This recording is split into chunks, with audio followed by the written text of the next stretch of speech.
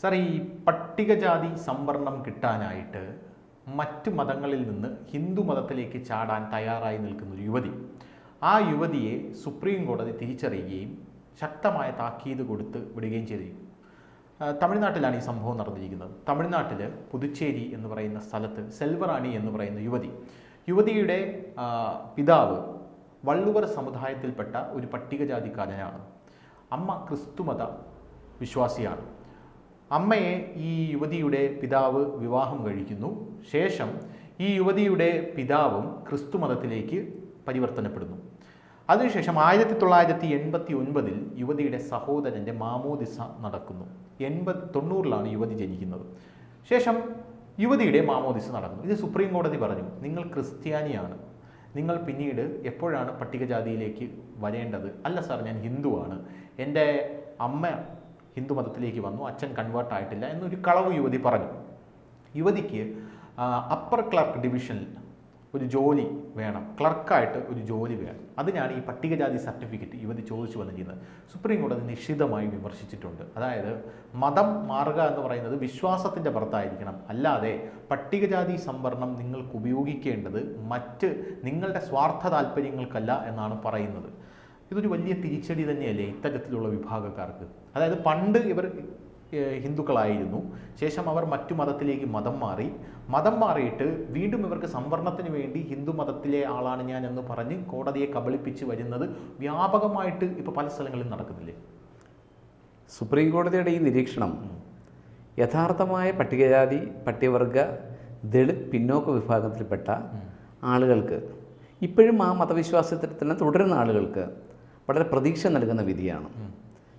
Supreme കോടതിയുടെ ഇത് മാത്രമല്ല, ഇതിനു മുമ്പും ഇത്തരത്തിലുള്ള വിധികൾ ഉണ്ടായിട്ടുണ്ട്. നമുക്കറിയാം, നമ്മുടെ സംവരണം കൊടുക്കുന്നത്, പ്രത്യേകിച്ച് നമ്മുടെ രാജ്യത്ത് സംവരണത്തിൻ്റെ ലക്ഷ്യം തന്നെ ഭരണഘടനയെ തന്നെ വ്യക്തമായി പ്രതിപാദിച്ചിട്ടുണ്ട്. അതായത് നമ്മൾ വളരെ പിന്നോക്ക വിഭാഗത്തിൽപ്പെട്ട ആളുകളെ സമൂഹത്തിൻ്റെ മുഖ്യധാരയിലേക്ക് കൊണ്ടുവരിക എന്നുള്ളൊരു മഹത്തായ ആശയത്തിൻ്റെ പുറത്താണ് ഇത്തരത്തിലുള്ള സംവരണം നമ്മുടെ രാജ്യത്ത് നടപ്പിലാക്കുന്നത്. ഈ സംവരണത്തിന് ശേഷവും പലതരത്തിലുള്ള സംവരണങ്ങൾ, മണ്ഡൽ കമ്മീഷൻ റിപ്പോർട്ട് അടക്കം ഒരുപാട് തരത്തിലുള്ള സംവരണത്തിൻ്റെ തന്നെ പുതിയ മാനദണ്ഡങ്ങളും പുതിയ അളവുകോലുകളും ഒക്കെ കാലാകാലങ്ങളായി നമ്മുടെ രാജ്യത്തെ പാർലമെൻറ്റിൻ്റെ ഇരുസഭകളും അതുപോലെ തന്നെ ഒക്കെ തന്നെ പാസ്സാക്കിയിട്ടുമുണ്ട്.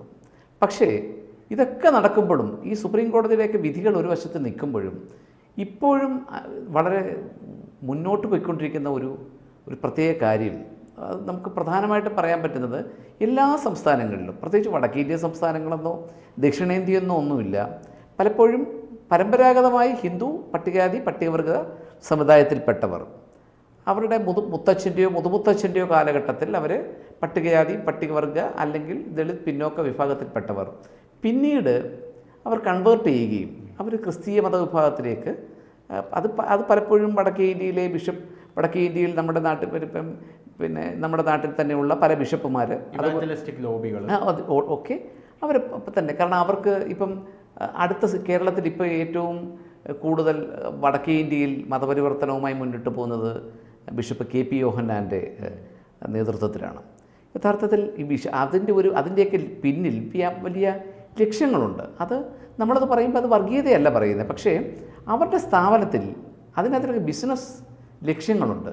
അവരുടെ സ്ഥാപനത്തിൽ അവർക്ക് വളരെ ചീപ്പായിട്ടുള്ള ലേബേഴ്സിനെ, ഇപ്പം നമ്മൾ തിരുവല്ല ബിലീവേഴ്സ്, ഞാനൊരു കുറ്റപ്പെടുത്തലല്ല, നമുക്കതിൻ്റെ ഒരു സത്യസന്ധമായ നമ്മൾ കണ്ടുവരുന്ന ഒരു കാഴ്ച, നിഷ്പക്ഷമായിട്ടുള്ള. ഇപ്പോൾ ബിലീവേഴ്സ് ചർച്ചിൻ്റെ ഹോസ്പിറ്റലിൽ ചെന്ന് കഴിഞ്ഞാൽ അവിടെ മൊത്തം ജോലി ചെയ്യുന്നത് വടക്കേ ഇന്ത്യയിൽ നിന്നുള്ള ഈ കൺവേർട്ട് ചെയ്യപ്പെട്ട പട്ടികജാതി പട്ടികവർഗ ആദിവാസി സമൂഹത്തിൽപ്പെട്ട വളരെ സാധാരണക്കാരായ ദാരിദ്ര്യരേഖയ്ക്ക്, നമ്മളൊക്കെ ദാരിദ്ര്യരേഖയ്ക്ക് താഴെ എന്നൊക്കെ നമ്മുടെ സർക്കാരുകളും ഒക്കെ പറയുമെങ്കിലും യഥാർത്ഥമായ ദാരിദ്ര്യരേഖയ്ക്ക് താഴെയുള്ള ആളുകളാണ് ഇപ്പം ഞാനത് ബിലീവേഴ്സ് ചർച്ച് എന്ന് പറഞ്ഞത് ഒരു സ്ഥാപനത്തിൻ്റെ മാത്രം കാര്യമാണ്. ഞാൻ മതപരിവർത്തനത്തെ എതിർക്കുന്ന ഒരാളുമല്ല. കാരണം ഹിന്ദു സമുദായത്തിൽ നിന്ന് അവർക്ക് എല്ലാവിധമായ ഇതും കിട്ടുന്നുണ്ടെങ്കിൽ ഒരിക്കലും അവർ മതപരിവർത്തനത്തിലേക്ക് പോകത്തില്ല എന്നുള്ളതൊരു മറുവശത്ത് നിൽക്കുന്ന കാര്യമാണ്. ഇതിനകത്ത് വർഗീയമായിട്ട് ഇതിനെ കാണണ്ട. പക്ഷേ അത്തരത്തിലുള്ള മതപരിവർത്തനത്തിൻ്റെ എല്ലാം പിന്നിൽ ഒരുപാട് ലക്ഷ്യങ്ങളുണ്ട്. ഞാൻ ആ ലക്ഷ്യങ്ങളിലേക്കല്ല പോകുന്നത്. അത്തരത്തിൽ മതപരിവർത്തനം നടത്തിയതിന് ശേഷം പിന്നെ അവർ ചിലപ്പോൾ മതപരിവർത്തനം നടത്തുന്നത് ജോലിക്ക് വേണ്ടിയാകാം. പിന്നെ മിഷണറിമാരുടെ മതപരിവർത്തനം ജോലിക്ക് വേണ്ടിയും അവരുടെ വിദ്യാഭ്യാസ നിലവാരം അല്ലെങ്കിൽ അവരുടെ സാമൂഹ്യ നിലവാരം ഉയരാൻ വേണ്ടിയായിരിക്കും. പക്ഷേ ഇതൊന്നുമല്ലാതെ തന്നെ ഇപ്പോൾ ഈ കേസിൽ, പുതുശ്ശേരിയിലെ ഈ കേസിലുണ്ടായിട്ടുള്ള പോലെ തന്നെ നിരവധി മതപരിവർത്തനങ്ങൾ നടത്തി.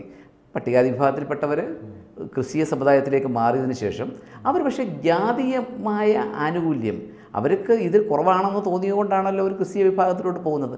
അതിനുശേഷം അവർ ജാതി സംവരണത്തിന് വേണ്ടി, അല്ലെങ്കിൽ അവർക്കൊരു സർക്കാർ ജോലിയിൽ പ്രൊമോഷൻ കിട്ടാൻ വേണ്ടി, അല്ലെങ്കിൽ ജോലി കിട്ടാൻ വേണ്ടി പലപ്പോഴും തമിഴ്നാട്ടിലും ആന്ധ്രാപ്രദേശിലും ഇപ്പോൾ ജാർഖണ്ഡ് പോലുള്ള വടക്കേന്ത്യൻ സംസ്ഥാനങ്ങളിലും എല്ലാം തന്നെ അവർ ജാതിക്ക് വേണ്ടി അവർ ഈ പഴയ അവരുടെ കുല ഏതായിരുന്നോ, അവരുടെ അച്ഛനും മുത്തച്ഛനും ഏതായിരുന്നു അത് വേണമെന്ന് പറഞ്ഞുകൊണ്ട് പലപ്പോഴും കോടതികളെ സമീപിക്കുകയും ചില അനുകൂലമായ വിധികൾ കിട്ടുകയും ഒക്കെ ചെയ്യുന്നൊരു സാഹചര്യത്തിലാണ് ഇപ്പോൾ സുപ്രീം കോടതി ഉണ്ടായിട്ടുള്ള ഈ വിധി. ഇത് യഥാർത്ഥത്തിൽ ഈ നമ്മുടെ നാട്ടിൽ ഇപ്പോഴും അടിസ്ഥാന വിഭാഗത്തിൽപ്പെട്ട പട്ടികജാതി പട്ടികവർഗത്തിൽപ്പെട്ട ആളുകൾക്ക് വളരെ പ്രതീക്ഷയോടാണ് ഇതിനെ കാണുന്നത്. പക്ഷേ പലപ്പോഴും നമ്മുടെ മാധ്യമങ്ങൾ, അതുപോലെ തന്നെ നമ്മുടെ പലപ്പോഴും രാഷ്ട്രീയ കക്ഷികൾ, അല്ലെങ്കിൽ പലപ്പോഴും ഈ പിന്നോക്ക വിഭാഗത്തിന് വേണ്ടി പ്രവർത്തിക്കുന്ന രാഷ്ട്രീയ നേതാക്കന്മാരൊന്നും ഇത് കണ്ടതായി ഭാവിക്കുന്നില്ല. ഞാൻ ഇതിനകത്ത് കണ്ട ഏറ്റവും വലിയ വിരോധാഭാസം അതാണ്. അതിനുള്ള പ്രധാന കാരണം ഈ നിയമനിർമ്മാണ സഭയിലും പാർലമെൻറ്റിലും നിയമസഭകളിലും ഒക്കെ ഇരിക്കുന്നവർ തന്നെ ഇത്തരത്തിലുള്ള മതം മാറ്റം നടത്തി കേരളത്തിൽ. അത് നമ്മൾ പ്രമുഖമായിട്ടൊരു കേരളത്തിൽ നിന്ന് ഒരു രാഷ്ട്രീയ നേതാവ് അദ്ദേഹം പറയുന്നുണ്ട്, സംവരണം ലഭിക്കാൻ ഞാൻ അർഹനാണ്, പക്ഷേ പുള്ളി ഒരു ക്രിസ്ത്യാനിയാണ്. അതെ. അത് മാത്രമല്ല, തെരഞ്ഞെടുപ്പ് കേസുകൾ പലപ്പോഴും ഇപ്പോൾ ഹൈക്കോടതിയിലൊക്കെ വരുന്ന പല തെരഞ്ഞെടുപ്പ് കേസുകളിലും ഹൈലൈറ്റ് ചെയ്യുന്നത് ഇത്തരത്തിലാണ്. പക്ഷേ അത് കേരളത്തിലെ വലത് മുന്നണികൾ പലപ്പോഴും, ഇടതുപക്ഷ മുന്നണിയിലും അത്തരത്തിൽ ആനുകൂല്യം പറ്റുന്നവരുണ്ട്, UDF മുന്നണിയിലും അത്തരത്തിൽ ആനുകൂല്യം കിട്ടിയിട്ടുള്ളവരുണ്ട്. അതുകൊണ്ട് പരസ്പരം അവർ തമ്മിലൊരു കോംപ്രമൈസ്, ഒരു ഡീലുണ്ട്. അതുകൊണ്ട് എന്ത് ചെയ്യും, അവരാരും ഇത് പുറത്ത് പറയത്തില്ല. പക്ഷേ ഇപ്പം മധ്യ തിരുവിതാംകൂറിലും അതുപോലെ തന്നെ മലബാർ മേഖലയിലും ഒക്കെ തന്നെ നിയമസഭയിലും പാർലമെൻറ്റിലും ഒക്കെ എത്തിയിട്ടുള്ള ചിലരുടെ ജാതി ചിലരുടെ ഇതൊക്കെ പരിശോധിച്ചാൽ അവർ ഇത്തരത്തിലുള്ള പശ്ചാത്തലം, ഈ പുതുശ്ശേരിയിലെ അതേ പശ്ചാത്തലം തന്നെയുള്ള രാഷ്ട്രീയ നേതാക്കന്മാർ നമ്മുടെ നിയമനിർമ്മാണ സഭയിലുണ്ട് എന്നുള്ളതാണ് അതിൽ ഞെട്ടിപ്പിക്കുന്ന കാര്യം. അപ്പോൾ അവർക്ക് ഈ നിയമനിർമ്മാണ സഭയിലെത്താൻ താൻ പട്ടികജാതിക്കാരനാണെന്ന് പറയുകയും, എന്നാൽ പുറത്ത് അവർക്ക് ക്രിസ്തീയ വിഭാഗത്തിലോ അല്ലെങ്കിൽ കുറച്ചുകൂടി അവരിഷ്ടപ്പെടുന്ന മറ്റു വിഭാഗത്തിലോ ഉള്ള മാറ്റം അവർക്ക് വേണം താനും. ഇതാണ് ഇതിനകത്തുള്ളൊരു പ്രധാനപ്പെട്ട.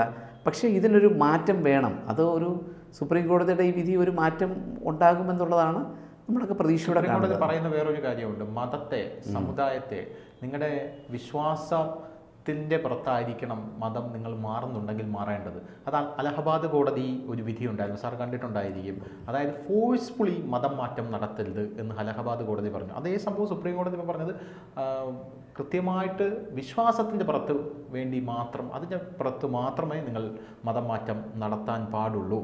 ഇപ്പോൾ പല സാഹചര്യങ്ങളിലും ഈ ഹൈന്ദവ വിഭാഗത്തിൽ നിന്ന് പണ്ട് നമ്മൾ കേട്ടിട്ടുണ്ട്, സാറിനറിയാമായിരിക്കും, അതായത് ഇവിടെ ജാതിയുടെ അതിപ്രസരമുള്ളത് കൊണ്ട് തന്നെ മിഷണറീസും മുഗൾസും വന്ന് ഇവിടെ ജാതിയില്ല, നിങ്ങൾ ക്രിസ്ത്യാനിയാകൂ, നിങ്ങൾ മുസ്ലിം ആകൂ എന്ന് പറഞ്ഞ് നമ്മുടെ ഹൈന്ദവരെ മതം മാറ്റിയ ഒരുപാട് കഥകളുണ്ട്. ഇപ്പോൾ അപ്പുറത്ത് പോയവരെല്ലാം ഒരു റിസർവേഷൻ വന്നപ്പോൾ ഇങ്ങോട്ടേക്ക് തിരിച്ചു വരാനുള്ള ഒരു വ്യഗ്രത കാണിക്കുന്നത്, അത് ഏത് തരത്തിലാണ് അംഗീകരിക്കാനായിട്ട് സാധിക്കുന്നത്? ഈ ഒരു വിധി കൊണ്ട് മാത്രം, സുപ്രീം കോടതിയുടെ ഈ ഒരു വിധി, ഇനി അത് പല കേസുകളിൽ ഇത് കോട്ട് ചെയ്യപ്പെടുമായിരിക്കും, പക്ഷേ എങ്കിലും സസ്റ്റൈനബിളായിട്ട് ഇതിൻ്റെ ഒരു റെമഡി എന്താണ്? ഇത് നിയമനിർമ്മാണ സഭകളിലെ പോകുന്ന പാർലമെൻറ്റ് മെമ്പർമാർ അല്ലെങ്കിൽ നിയമസഭാ സാമാജികരും ഒക്കെയാണ് പലപ്പോഴും ഇത്തരത്തിലുള്ള കാര്യത്തിൽ യഥാർത്ഥത്തിൽ കോടതികളെക്കാട്ടിൽ കുറച്ചുകൂടെ ചെയ്യാൻ പറ്റുന്നത് ഇത്തരത്തിലുള്ള ജനപ്രതിനിധികളായിട്ടുള്ള MP-മാർക്കും MLA-മാർക്കും ഒക്കെയാണ്. പക്ഷേ പലപ്പോഴും അവർ ചെയ്യുന്നില്ല എന്ന് ഞാൻ മുമ്പേ പറഞ്ഞല്ലോ. തന്നെയല്ല, ഇവരുടെയൊക്കെ ഇതിനകത്തിൽ പലരുടെയും ഞാനത് വളരെ വളരെ ദീർഘമായി ഞാൻ പരിശോധിച്ചിട്ടുണ്ട്. ഇവരൊക്കെ വിവാഹം കഴിച്ചിരിക്കുന്ന ഈ സമുദായത്തിൽ നിന്നാണ്. ഇവരൊക്കെ വിവാഹം കഴിച്ചിരിക്കുന്നത് നമ്മുടെ പല രാഷ്ട്രീയ നേതാക്കന്മാരും, പട്ടികജാതി സംവരണത്തിൻ്റെ ആനുകൂല്യങ്ങൾ കിട്ടിയിട്ടുള്ള രാഷ്ട്രീയ നേതാക്കന്മാർ, അത് ഇപ്പോഴത്തേതല്ല, ഇപ്പോഴത്തേതിലും മുൻപുണ്ടായിരുന്ന മന്ത്രിമാരടക്കമുള്ള അത് കോൺഗ്രസിൻ്റെ മുന്നണിയിലുണ്ടായിരുന്നതും ഇടതുപക്ഷ മുന്നണിയിലുള്ളതുമായ മന്ത്രിമാരും MLA-മാരും അവർ ജാതീയമായ സംവരണം വിനിയോഗിച്ചുകൊണ്ട് ആ സംവരണത്തിൻ്റെ ആനുകൂല്യം വെച്ചുകൊണ്ട് നിയമനിർമ്മാണ സഭകളിലെത്തുകയും, പക്ഷേ പിന്നീട് അവർ വിവാഹം കഴിക്കുമ്പോൾ അവർ എന്ത് ചെയ്യുന്നു? അപ്പോൾ ഈ അവർ വിവാഹം കഴിക്കുമ്പോൾ ഹയർ കാസ്റ്റിൽ നിന്ന് വിവാഹം കഴിച്ചു എന്നുള്ളത് നമ്മൾ പറയുമ്പം ഒരുപക്ഷെ അതിനെ തെറ്റിദ്ധരിക്കപ്പെട്ടേക്കാം. പക്ഷെ നമ്മൾ അതുകൊണ്ടല്ല പറയുന്നത്. കാരണം നമ്മൾ ഈ പറയുന്ന ഇവർ അടിസ്ഥാനപരമായി പിന്നോക്ക വിഭാഗങ്ങളുടെ ഉന്നമനത്തിന് വേണ്ടി, ലക്ഷ്യത്തിന് വേണ്ടി, അവരുടെ നന്മയ്ക്ക് വേണ്ടിയാണല്ലോ ഇവരെ സംവരണത്തിൽ വിടുന്നത്. പക്ഷെ അവർ തന്നെ ഇതൊരു കുറവായി കണ്ടുകൊണ്ട് അവർ തന്നെ വിവാഹം കഴിക്കുമ്പോഴും അല്ലെങ്കിൽ മറ്റു കാര്യങ്ങളിലും അല്ലെങ്കിൽ അവർ ക്രിസ്ത്യാനിറ്റിയിലോട്ടോ അല്ലെങ്കിൽ വല്ലതും കൺവേർഷൻ വരുമ്പോൾ അത് സമൂഹത്തിനുള്ള മെസ്സേജ്. അവർ പോലും ഉയർന്ന ജാതിയിൽപ്പെട്ട ആൾക്കാർ വിവാഹം കഴിക്കുന്നത് ഒരു പ്രിവിലേജ് ആയിട്ട് കാണുന്നുണ്ട്. അത് ഞാനത് പേരെടുത്ത് പറയാത്തത് നമ്മൾ അത് അറിയാം. ഞാൻ പറയാതെ തന്നെ താങ്കൾക്കറിയാം അതിനകത്ത് ആരൊക്കെയാണ്. നമ്മുടെ അടുത്ത കോൺസ്റ്റിറ്റ്യുവൻസിയിൽ തന്നെ ഇപ്പോൾ തിരുവനന്തപുരത്തിന് അടുത്ത കോൺസ്റ്റിറ്റ്യുവൻസിയായ സമീപമുള്ള പട്ടികജാതി സംവരണത്തിൽപ്പെട്ട MP ഉള്ള മണ്ഡലങ്ങൾ എന്തായാലും വളരെ ഒരുപാടില്ലല്ലോ. അപ്പോൾ അതുകൊണ്ട് തന്നെ നമ്മൾ പറയുന്നത് ആരെയൊക്കെയാണെന്ന് വ്യക്തമാണ്. അതിന് മുമ്പ് ജയിച്ചിട്ടുള്ളവർ, ഇപ്പോൾ ജയിച്ചിട്ടുള്ളവർ, അതിന് മുമ്പ് പിന്നെ ഒരു പാട്ടൊക്കെ എഴുതുന്ന ഒരു മന്ത്രി ഉണ്ടായിരുന്നു. അദ്ദേഹം പിന്നെ അല്ലല്ല പട്ടികജാതി സംവരണത്തിൻ്റെ ആനുകൂല്യം കിട്ടിയ അദ്ദേഹം വിവാഹം കഴിച്ചിരിക്കുന്നത് ഏത് സമുദായത്തിൽ നിന്നാണ്. അപ്പോൾ അത്തരത്തിലുള്ള ഒരുപാട് രാഷ്ട്രീയ നേതാക്കന്മാർ, അപ്പോൾ അവരാണിത് നന്നാക്കേണ്ടത്. ക്രിസ്ത്യാനിറ്റിയിലോട്ട് കൺവേർട്ട് ചെയ്ത ഇപ്പോൾ ഈ പുതുശ്ശേരിയിലെ കേസിനെ പോലുള്ള സമാനമായ സാഹചര്യങ്ങളിൽപ്പെട്ട ആളുകൾക്ക് വേണ്ടി ബാധിക്കേണ്ട അല്ലെങ്കിൽ യഥാർത്ഥമായ പട്ടികജാതി വിഭാഗത്തിൽപ്പെട്ട ഇന്ന് അവശേഷിക്കുന്ന ആളുകൾക്ക് വേണ്ടി സംസാരിക്കേണ്ടവർ തന്നെ അവർ അധികാര സ്ഥാനത്തെത്തുമ്പോൾ ഇതൊന്നും അല്ല ചെയ്യുന്നത്. അതുകൊണ്ട് സുപ്രീം കോടതിക്ക് മാത്രമേ ഇതിനകത്തൊരു കൂച്ചുവിലങ്ങിടാൻ പറ്റത്തുള്ളൂ. സുപ്രീം കോടതി വിധി വളരെ പ്രതീക്ഷ നൽകുന്ന വിധിയാണ്, പ്രത്യേകിച്ച് പട്ടികവർഗത്തിൽപ്പെട്ട ആളുകളെ സംബന്ധിച്ച്. കാരണം അവരെ അവസരങ്ങളാണ് യഥാർത്ഥത്തിൽ നഷ്ടപ്പെട്ടു പോകുന്നത്. Thank you sir. കൂടുതൽ വാർത്തകളും വിശേഷങ്ങളും നിങ്ങളിലേക്ക് എത്താൻ ABC മലയാളം സബ്സ്ക്രൈബ് ചെയ്യുക, ബെൽ ബട്ടണും അമർത്തുക.